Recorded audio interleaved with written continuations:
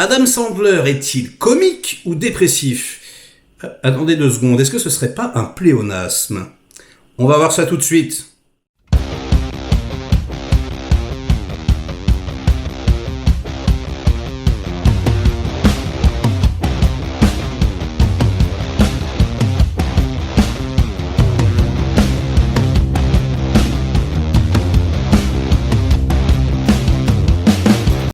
Salut les cinéphages, c'est Merege, et aujourd'hui, un OVNI, un objet filmique non identifié, débarque sur Netflix avec Adam Sandler dans le rôle principal. Ça s'appelle Spaceman et c'est présenté donc comme un film de science-fiction.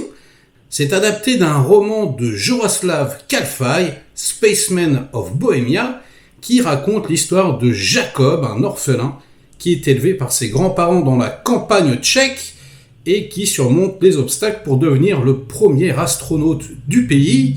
Donc ça, c'est l'histoire du roman, mais le réalisateur Johan Renck en a fait une adaptation, une compression apparemment, puisque ça n'a pas vraiment grand-chose à voir.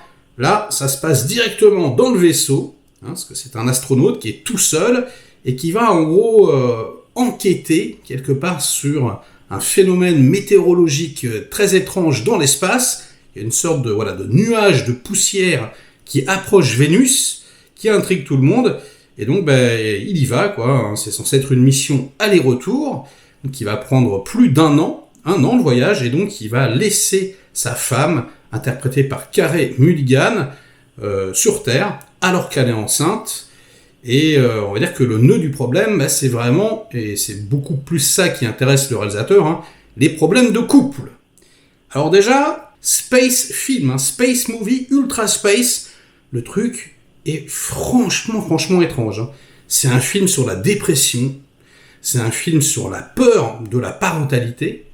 Alors moi j'aime beaucoup ça parce que, en général, vous me connaissez, si vous suivez avec assiduité la chaîne, les comiques américains ne me font pas rire, j'ai même plutôt tendance à les détester, mais Adam Sandler, il a pour moi quelque chose de spécial dans ses choix de carrière. Très souvent, il fait des films intéressants quand même, où il essaye de dévier un petit peu de son rôle de comique beauf. Il a fait des films extraordinaires, comme par exemple Amour et Amnésie, ou encore Punch Drunk Love. Dernièrement, Uncut Gems, c'était absolument extraordinaire, c'est sur Netflix d'ailleurs. Si vous vous attendez à un film de science-fiction, si vous vous attendez à un film à prendre au premier degré, au pied de la lettre, vous pouvez passer votre chemin. Si vous regardez ce film au pied de la lettre, je pense que vous allez détester. C'est vraiment une métaphore sur la peur de la parentalité. Et c'est une véritable introspection. On se demande un peu pourquoi Adam Sandler a choisi ce film. S'il serait pas un petit peu dépressif sur les bords, si il n'aurait pas des choses à se reprocher. A-t-il abandonné sa famille pour devenir une star du cinéma? Il y a des choses comme ça qui pop, qui sont assez intéressantes. Et et on sent que ça lui pèse un peu d'être le comique de service. On sent qu'il aimerait bien devenir un acteur plus dramatique. Et ça fait un petit moment que ça dure. Et là, on est vraiment là-dedans. Il essaye de casser son image. Il est quasiment de tous les plans, présent dans toutes les scènes, à l'exception de certaines séquences se passant sur Terre, où on va se focaliser sur sa femme, sur la grossesse de sa femme. Alors lui, on lui pose la question au départ, est-ce que vous n'êtes pas l'homme le plus seul du monde, le plus seul de l'univers, qu'il est, juste dans son vaisseau, il parle à la radio, mais il en a vraiment pour un an de voyage, et là où c'est amusant, entre guillemets, c'est qu'elle, c'est pareil, c'est-à-dire que vu qu'il est plus là, elle se sent extrêmement seule également, tout seul avec sa grossesse, et du coup, elle le dit elle-même, lorsqu'on est seul, on se met à changer, donc il y a des problèmes de couple qui arrivent sur la table. Et c'est vraiment le nœud, le noyau du film, j'ai envie de vous dire. Donc Adam Sandler, il n'arrive pas à dormir. Il y a des toilettes dans son vaisseau qui font beaucoup de bruit. Ça, c'est assez intéressant également. Toutes les merdes que tu peux expulser de ton corps, tous tes problèmes en réalité, font un bruit tonitruant, t'empêchent de dormir. Une sorte de petite métaphore sur la culpabilité, etc. Et donc, voilà qu'apparaît une araignée géante, énorme, avec la voix de Paul Dano. Donc Paul Dano qui joue une araignée géante pour la première fois de sa carrière, il le fait plutôt bien. et va s'entamer comme ça un dialogue introspectif entre lui et cette araignée. Une sorte d'amitié va se créer, va se lier, où cette araignée va essayer d'en savoir plus. Waouh, alors déjà rien que quand je le raconte, c'est super spécial, mais quand vous verrez le film, c'est encore pire. Hein. Donc ça alterne entre des visions extrêmement étranges, des flashbacks introspectifs qui parfois se mêlent à l'image réelle, avec des focales très bizarres où le haut de l'image sont complètement déformés. À la fois, il va y avoir des fantômes de ses souvenirs qui vont se mêler au réel, vu que lui, en plus, il n'arrive pas à dormir, hein, et oui, il a une sale gueule, hein, vraiment, des cernes jusque-là. D'ailleurs, sur Terre, on s'inquiète, est-ce qu'il va pouvoir mener à bien la mission, etc.